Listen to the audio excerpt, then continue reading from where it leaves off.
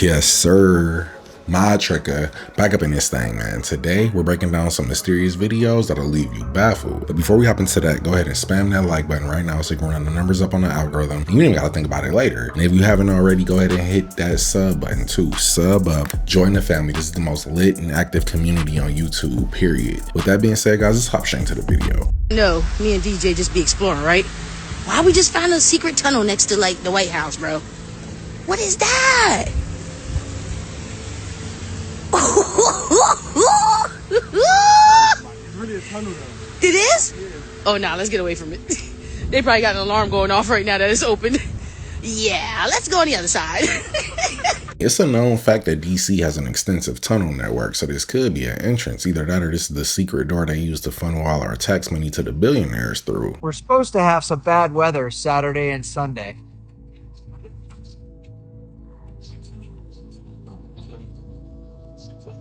Make sure you sweat today to get whatever is being rained down on us out of your body.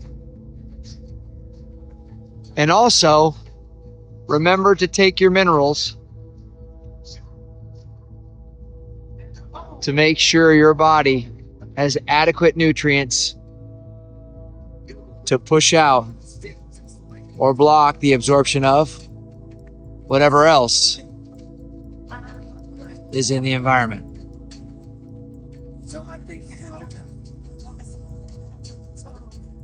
Cloud seeding before a record-breaking ice storm is just adding insult to injury. They might as well just go door to door and slap everybody in the face. My version of it is AI, military AI will determine our lives, the lives of your kid. This is a zero-sum thing. The country with the most important AI, most powerful AI, will determine the rules.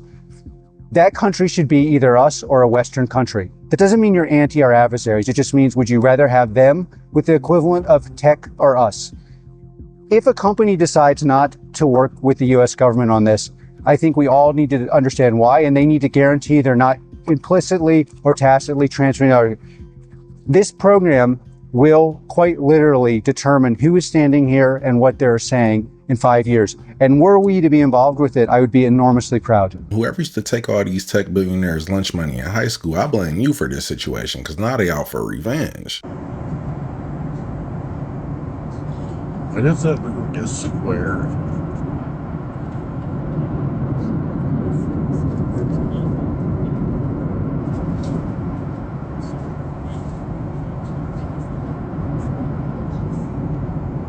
And the fact that this snow melted in a perfect rectangle like this tells me that there's probably a deep underground military base right there. In 1911, there's these two candle guys, Procter and Gamble, and they realize that electricity is going to totally their whole business. They're sitting on more cottonseed oil than anyone in America, and nobody really wants it. It's actually just industrial trash that they'd turn into candles and some soap. Then some dude was like, if we heat it and blast it with hydrogen, then bleach it, suddenly it looks exactly like the lard everybody had been cooking with forever. How do you hide 50 tons of industrial waste without anybody noticing? They put it in a clean white can and they call it Crisco. They tell America it's the food of the future. Purer than pig fat, blessed by science, kosher for the first time in history. They mail out a free cookbook so beautiful that housewives are literally crying when they receive it. In my flan. Oh, and they keep dropping little hints that lard is disgusting. Yeah, sometimes workers fell into rendering tanks of the Like I'm gonna be sick. Total made up, gross out stories. Well, people bought it. We can say anything we want. And by the 80s, we're all frying eggs and refined seed oils and wondering why suddenly we feel like You look awful. And hey, good for Mr. Procter and Mr. Gamble. They figured out a way to trick us into eating something that's bad for us while making us believe that it's good for us. And also making themselves a shitload of money. It was all lies, wasn't it? And this is why I have a love-hate relationship with capitalism, because on one hand it allows everybody to go into business for themselves, but then you got companies like Procter and Gamble turning industrial waste into cooking oil, and now everybody got hypertension.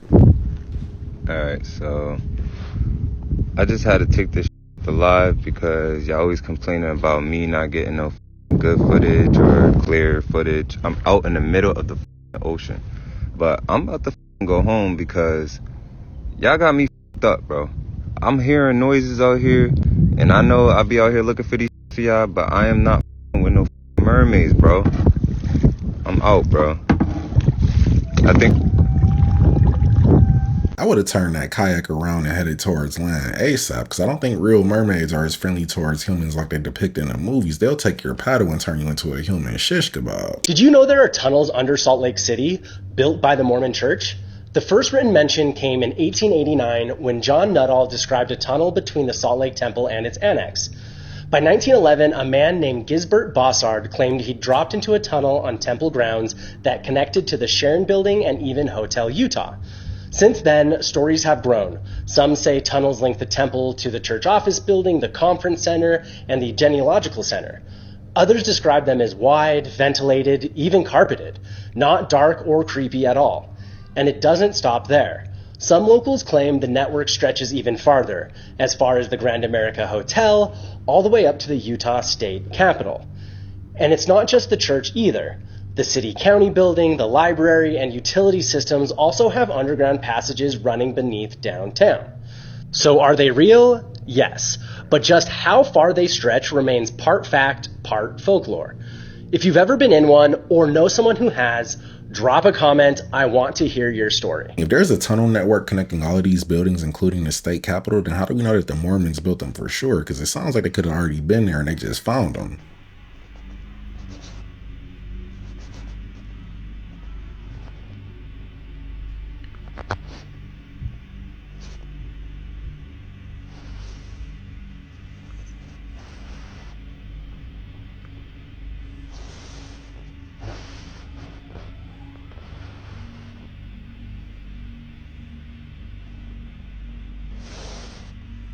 What the? There could have been a strong gust of wind that made it stand up like that, but if that was the case, you would think the whole thing would blow away. This might be a haunted trash bag. So the Super Bowl is going to take place on February 8th of this year, and this is going to be on the birthday of Eliphas Levi. Mind you, it's going to be held in Levi's Stadium. So it's Eliphas Levi, the French occultist, who's known for creating the iconic image of Baphomet. So think about how the Baphomet is used as the symbol for the Church of Satan. It's inside of a pentagram, which has 5 sides. It's inside of a circle, which has 5 Hebrew letters that spells out Leviathan. So it's Levi, like the Leviathan. We're going to have Bad Bunny perform for the halftime show. He has a March 10th birthday. When you take this into the cards of illumination, March 10th lands on the King of Diamonds. The King of Diamonds is the 39th card. The 39th element is known as yttrium. This element is used in radar technology.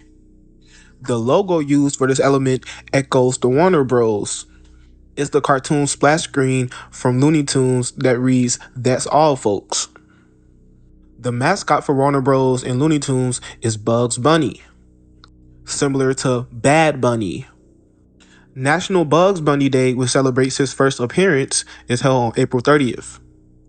Funny enough, this just so happens to be the same day that the Church of Satan was founded.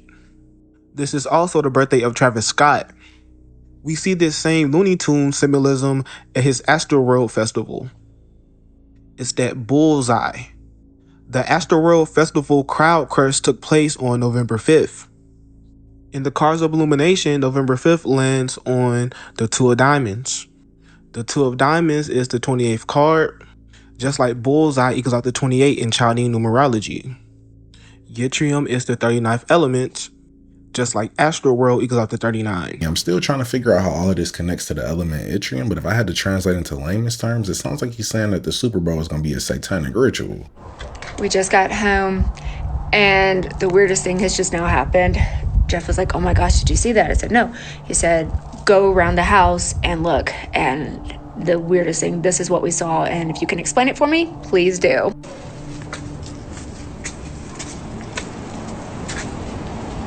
What in the world?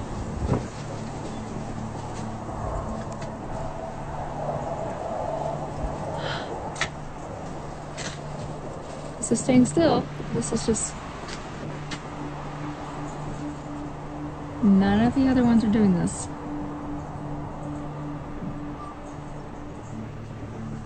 What?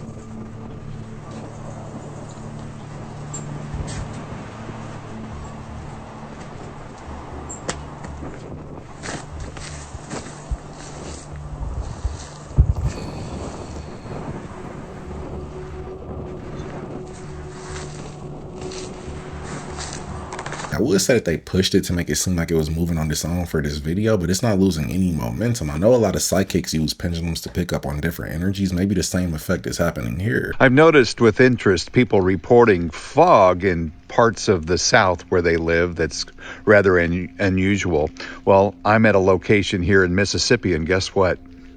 Yeah, it's the third day in a row we've had fog here. And I too have had headaches every single day that I can't attribute to anything for about a month now. I've had feelings of nauseousness, just some odd feelings that I've reported on here before. Would love to hear from you about what your thoughts are that's behind this. I've been to the doctor, I've been to the eye doctor, and I just can't get behind it. And I have a headache right now as we speak. That's unusual for me. Post your thoughts. I think this is the perfect time to ask you guys if you've been feeling any effects from the fog, because ever since it came back, my nose has been really stuffy and my throat has been dry like I ate 10 Popeyes biscuits with no water.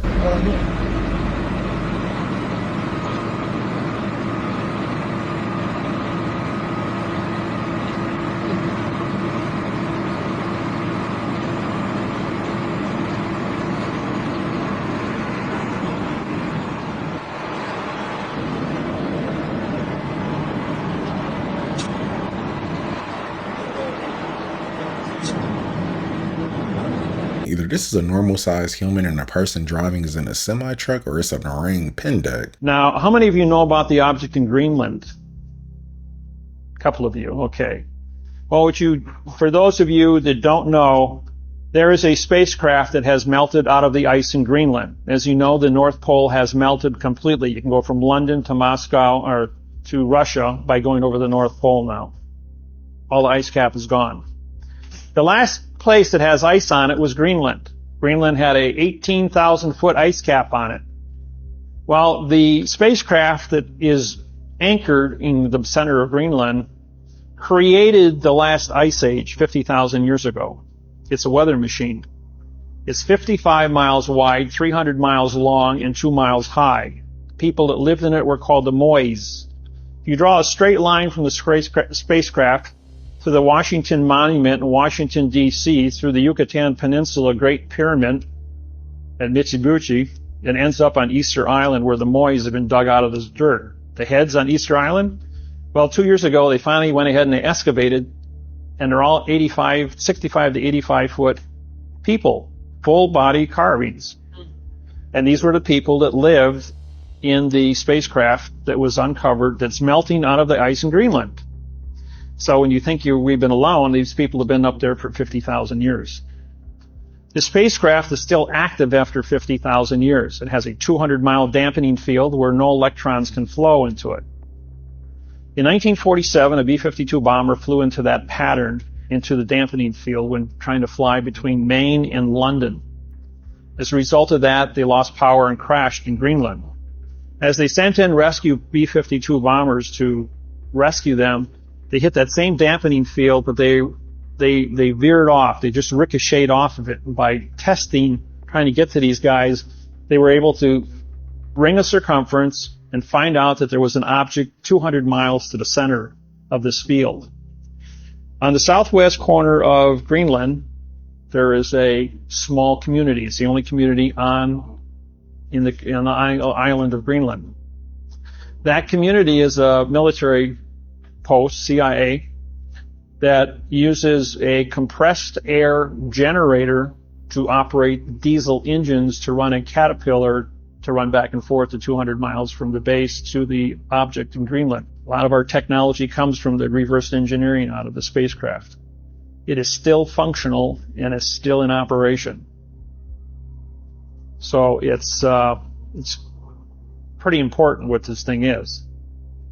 All the nations worldwide are up there with the United Nations, and they're all acting, working together. He didn't list any sources, so I can't verify if this is true or not, but if America takes over Greenland, then we'll know in about 5 years once all the billionaires start building data centers, because they're going to melt the rest of the ice. In the last days of the Biden administration, multiple reports say the U.S. government quietly acquired a real physical device, a machine some investigators believe could be connected to the anomalous health incidents known publicly as Havana Syndrome.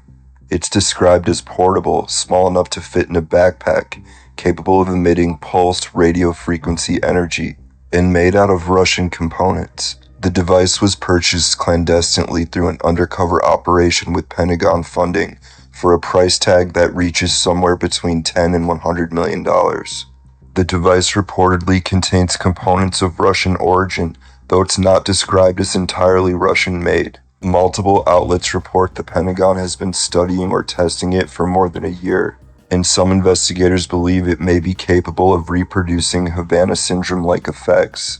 The device has become the first hard piece of physical evidence that Havana syndrome was real. I really wish we could vote on military spending because we already got enough weaponry to blow up the Milky Way galaxy. Why do we need more? There is a really interesting place in Nevada, deep in the desert, called Devil's Hole. And no, I'm not talking about your ex-wife. This is Devil's Hole in Death Valley, Nevada, and this is a very strange aquifer with chambers that go so deep that they've only been measured up to 1,200 feet, and they don't know how far down it goes. There have been divers that have gone down and tried to survey these caves, and there's been recreational divers that have gone down in here, and some of the ones that went down into the deepest chambers, they encountered a current that sucked them in, and they went missing and were never recovered, and they haven't figured out how far down this cave actually goes. But one thing is really interesting. Even though this Devil's Hole is in Nevada, when there's earthquakes in Japan, in Mexico, and in Chile, the water in Devil's Hole splashes around, and sometimes it splashes up to 6.5 feet out of the hole.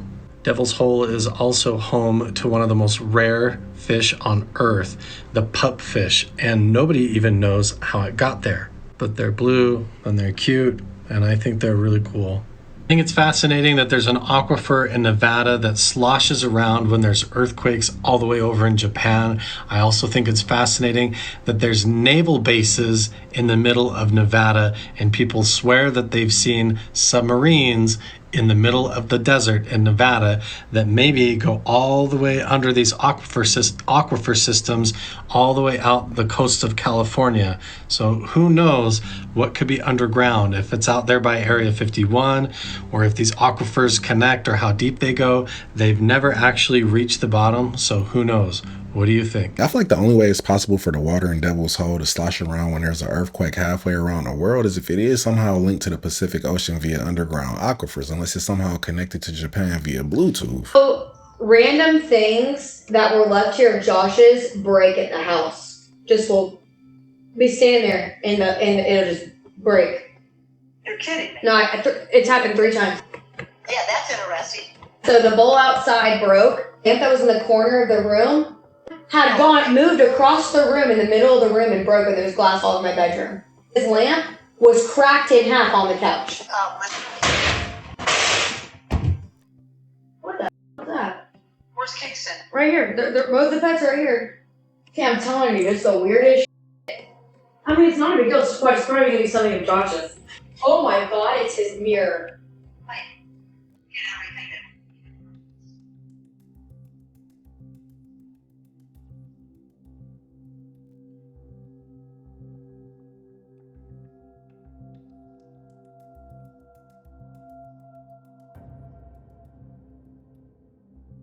I'm not sure what happened to her ex, but if I was her, I would gather up all his things and take it to the nearest Salvation Army, because keeping it around is a liability. Meteorologists have described this snowstorm as the heaviest snowfall in 146 years, with some areas receiving over 3 months worth of snowfall in just days. This is the Kamchatka Peninsula, specifically Russia's Kamchatka Peninsula. And the event took place primarily around the regional capital, which is Petropavlovsk-Kamchatsky, and some of the nearby towns as well. There was a series of intense Pacific cyclones that unleashed unprecedented, record-breaking levels of snowfall, blizzards, and hurricane-force winds in this area, which completely paralyzed the region and shut everything down. Emergency services were like scrambling, and a lot of those people were probably trapped too. Some of the snowfall built up to 2nd and even 4th floors of buildings. It was so much. Snow depths reached about 5 feet in a lot of places in just 24 hours, hours, with some wind-driven snowdrifts piling up to 10 to 16 feet or higher, which buried entire buildings up to their second or even fourth floors, like I said. Now, the regional capital of Petropavlovsk-Kamchatsky is a city of about 180,000 people. And this much snow overnight, or basically overnight, caused all of the roads to disappear, no sidewalks, you couldn't see where anything was. I don't even know how you figure out where to start. But obviously they went into an emergency condition, and the local government was having to like dig tunnels through drifts to help residents escape through windows or doors to their residences. It was pretty insane. I know I didn't just see somebody shoveling when there's snow piled up to the roof of the apartment. That's like digging a tunnel with a spork. The frogmen of Loveland, Ohio. And if we know anything about Ohio, is it's not real. So the first sighting was near this river in Loveland called the Little Miami River. Traveling salesman who was driving at night, and he was coming up to this bridge, and he saw 3 humanoid frog-like figures standing about 4 feet tall in the middle of the road, like talking to each other. He described them as leathery, greenish gray skin, frog-like face, standing upright on 2 legs and seen interacting with each other. And he described it as like not like animals. Yeah. And then he was just kind of sitting in his car, like freaked out. And then they saw him, and then they just jumped over the bridge.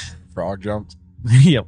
Hey, you can just pass on through. Then the police had a sighting in Loveland, Ohio in 1972. His officer's name was Ray Shockey. He was really shocked. He was on night patrol near the river, same river. In the middle of the road, crouched on the road, was the same looking 4 foot tall, frog-like head, leathery skin, large eyes, and he describes it as appeared intelligent, not startled like an animal. So he said it basically like it saw him and it just stood up and just like kind of just walked over to the bridge and just lightly hopped over. Weird. Even today, people still see near this river these frog-like men just wandering about. Now that's something that would be terrifying. We send that guy who went to Minnesota and exposed the fraud, send him to Ohio and see if there's a frogman. He'll probably figure it out. I just looked it up, and apparently people have actually captured photo evidence, but if I never saw this picture and somebody told me they saw a frogman, I would think they were on DMT. We're excited to announce the next frontier AI model company to join GenAI.mil, and that is Grok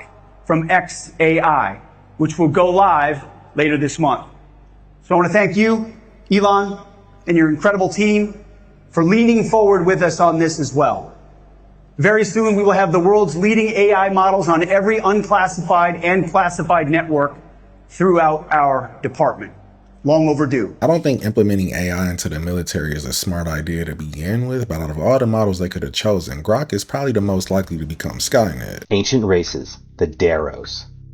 In 1943, Richard Shaver claimed to have discovered an ancient language called Mantar. Shaver believed that this language was the source of all known languages. Each sound had a hidden meaning that could be applied to any word or phrase. Editor Ray Palmer applied Shaver's formula to several words and thought that he might be onto something. Ray wrote Shaver to find out how he learned this language. Shaver responded with a 10,000-word document titled A Warning to Future Man. Shaver wrote that extremely advanced prehistoric races had built magnificent cities inside the earth.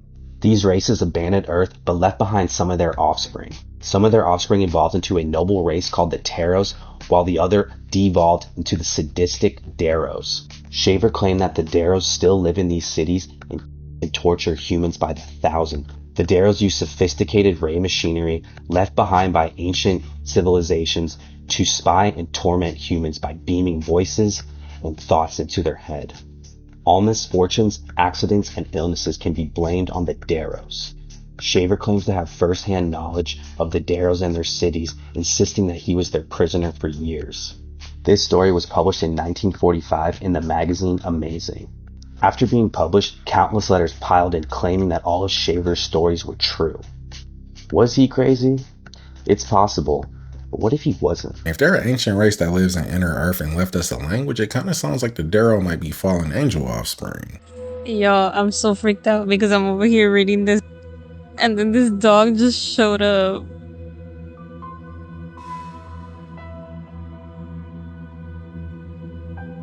What are the odds that she's reading the Egyptian Book of the Dead and in real life Anubis shows up? That has to be a sign from the universe.